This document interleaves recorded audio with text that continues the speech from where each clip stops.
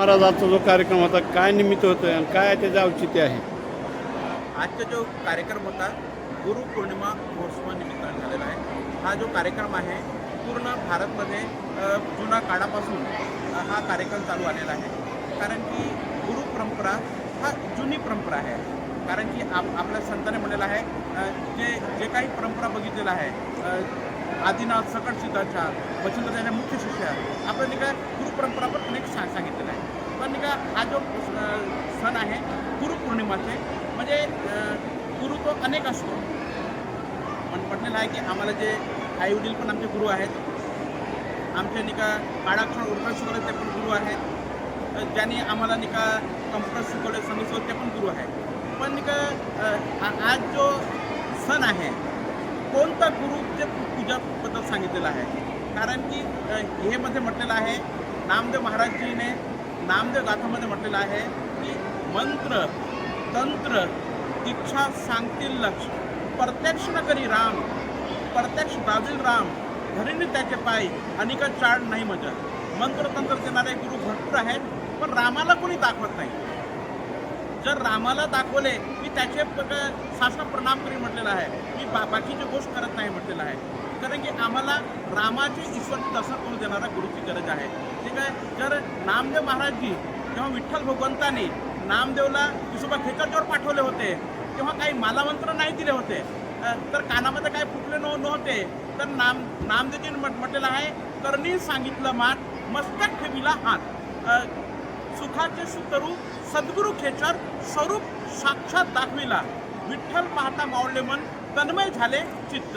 म्हटलेलं आहे की नामदेव महाराज म्हणतात माझ्या जीवनामध्ये पुष्पा खेचर गुरु भेटले तेव्हा मला नाही का सुखाचे सुतरू सद्गुरू खेचर स्वरूप साक्षात दाखवला. त्याने भगवंताचे साक्षात दर्शन करून दिले. म्हटले विठ्ठल पाहता मावळले मन. मी जेव्हा विठ्ठलला पाहलो ते माझं मन शांत झालेलं आहे, प्रसन्न झालेलं आहे असं त्याने सांगितले. म्हणजे आज आपल्या जीवनामध्ये असा गुरु पाहिजे जो आम्हाला फक्त नाही का ईश्वरची चर्चाच नाही करणार, ईश्वर गोष्टीच सांगणार नाही पाहिजे, तर आम्हाला ईश्वरचे साक्षात करून देणारा पाहिजे. जसं ज्ञानेश्वर महाराजच्या जीवनामध्ये त्याचे गुरु भेटले होते तेव्हा ज्ञानेश्वर महाराजजीने म्हटले होते अजी सोनियाच्या दिनू बरसे अमृताचं घनू हरी पाहिलं रे बरवा संत समागमू प्रगटे आत्मा रामू. म्हटलेलं आहे की आपण म्हणतो कोण बघितले कोण ईश्वरला बघू शकतो, पण ज्ञानेश्वर महाराजजी म्हटलेलं आहे अजी सोनियाच्या दिनू माझ्या जीवनामध्ये स्वर्णिम दिवस आलेला. अजी सोनियाच्या दिनू बरसे अमृताचं घनू. आज माझ्या अमृताचा वर्ष झालेला आहे. हरी पाहिला रे माझ्या स्वर्णिम दिवस आलेला आहे.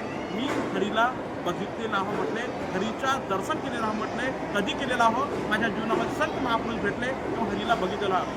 आज गुरुपूजक आहे गुरुदेव आशुतोष महाराजची कृपासून राहताने आम्ही फक्त ईश्वरची महिमा नाही ऐकलो तर ईश्वरला आम्ही बघितलेलं आहोत, दर्शन केलेलं आहोत. इतकं नाही तुम्ही पण बघू शकता, तुम्ही पण त्याचे दर्शन करू शकता. तेव्हा आपलं जीवन सार्थक आहे. म्हणून एक अजून म्हणतो आपल्या तुकाराम महाराजजीने म्हटलेलं आहे जन्म आल्याचे सार्थक विठ्ठलाच्या एक देखील. हा जीवन तेव्हा सार्थक आहे विठ्ठलाचे दर्शन करू तेव्हा जीवन सार्थक आहे. पण विठ्ठल कुठं राहतो म्हटलेलं आहे काया ही पंढरी आत्मा हा विठ्ठल नांदतो केवळ पांडुरंग. काया पंढरी आहे और आत्मा विठ्ठल या देहामध्ये निवास करतो. तो या आत्मनी पण विठ्ठलला भगवान गुरु आपल्या जीवनामध्ये दर्शन करून देतो, दाखवून देतो असा गुरुची पूजा होती. म्हणून काय हा संदेश आहे.